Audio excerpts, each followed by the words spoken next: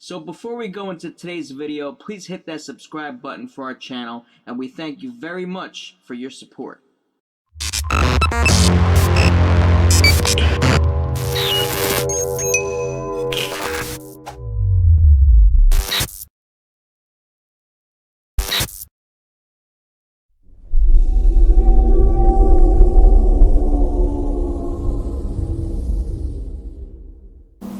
I'm Dave Legender, and this is my story on my friendly attachment on chasing answers.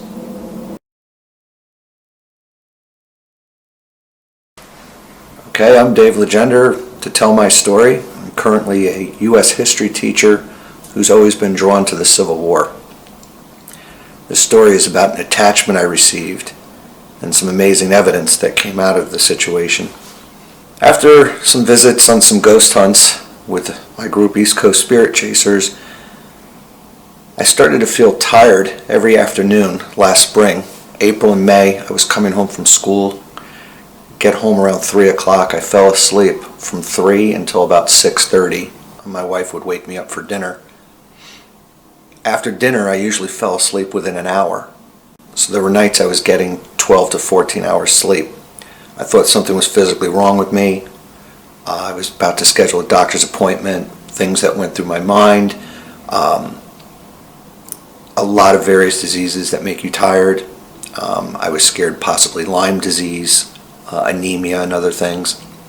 A few weeks into this, at a paranormal expo with the crew, sitting at a table, a woman walked by, and she looked at me and she said, "Are you okay?" And I said, "Yeah, I'm good, I'm fine, thanks, why?" And she goes, "I feel a heaviness around you."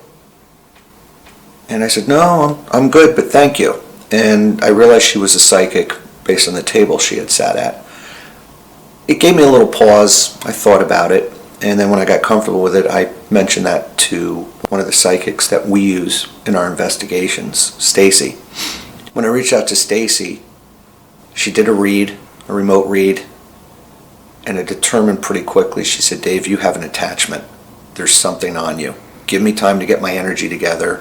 I'll do a full read, and I'll get back to you." I patiently waited, and within about 24 hours, Stacy got back to me, and she said, "You have a soldier attached to you, a veteran." And I thought about it, and I said, "We were at Rolling Hills up by Buffalo, Rolling Hills Asylum, and I know veterans live there, and we weren't there that long ago." And she said, "No, you got this attachment in Gettysburg," which made me start to think, we hadn't been in Gettysburg in 6 weeks. We went to the Fairfield Inn and that was it. And she said, "No, you went to the cemetery, didn't you?" And I said, "Yeah, we did." She said, "This individual is very confused. He died in battle. He's looking for his brother who was in the same unit. His brother had survived. He was following you in the cemetery. He felt your love of history. He felt the connection, and he attached to you. He is not a bad person in any way, but he is draining your energy." So we thought about it, and she said, "Well, there's a couple things I want to tell you that he made very clear to me." She said, "The number 2 is very important." And as a history teacher and a Civil War buff, as soon as she said that, the first thing that resonated with me is 2 means 2nd Division or 2nd Corps, and every soldier related to their division or corps. And she said the other thing that was important to him is he keeps telling me the name Chase. Chase is definitely the name. I don't know if it's first or last. She told me to go do my investigating. She had to get her resources together and her energy together so that she could get him off of me. At this point, I started investigating.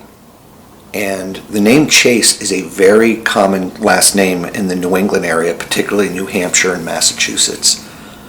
What I found were 2 brothers by the last name of Chase, and they were in the 2nd New Hampshire. The brothers' names were Wilbur and Benjamin Chase. When I approached her and told her what I found, she said she had chills, and she said that she was going to work on getting him off of me. I did some smudging on my back deck, followed some directions that Stacy gave me, and then Stacy said she would get in touch with me. After another day and a half, I had gone to bed as usual, going for my 12-hour sleep. I was wide awake at 4 in the morning. Didn't know why. Burst of energy. My wife kept questioning, why are you awake? What are you doing up? And I said, I can't sleep. I don't know why I'm suddenly awake. She said, maybe that's because you've been sleeping so much lately. I stared at the clock for a while, laid in bed until my alarm went off at 6. As soon as I got up, I went to my phone, and I saw I had gotten a message from Stacy at 4 a.m. telling me she had crossed him over. I immediately wrote back to her and told her I woke up at 4 a.m. with a burst of energy, and she said, I'm not surprised. He went willingly. It wasn't a problem. He moved on. Now, where the story gets stranger is it doesn't end there. About 3 weeks after this, our ghost investigation crew went to the Tilly Pierce house in Gettysburg. There were 5 rooms to choose from. We were about to choose rooms, and I chose the first room I saw, and I walked into the room. And as soon as I walked in, I went right to the artwork on the walls. And the first thing I walked in and saw, in a frame, was marching orders for the 2nd New Hampshire. I felt every hair on my body stand up. There were literally hundreds of divisions that fought in different corps, from the 43rd New York to the 24th Michigan, up and down all the states. Pure math alone, there was a 20% chance of me getting that room. Then you're talking about hundreds of divisions that fought in that battle.